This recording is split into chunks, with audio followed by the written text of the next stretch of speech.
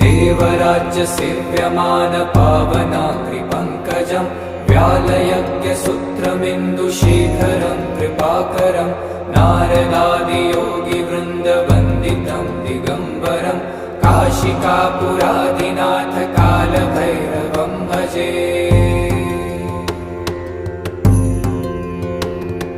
भानुकोटिभास्वरं भवाब्दितारकं परं नीलकण्ठमीप्सितार्थदायकं त्रिलोचनं कालकालमम्बुजाक्षमक्षशूलमक्षरं काशिकापुरादिनाथ कालभैरवं भजे। शूलटङ्कपाशदण्डपाणिमादिकारणं शामकायमादिदेवमक्षरं निरामयं भीमविक्रमं प्रभुं विचित्रताण्डवं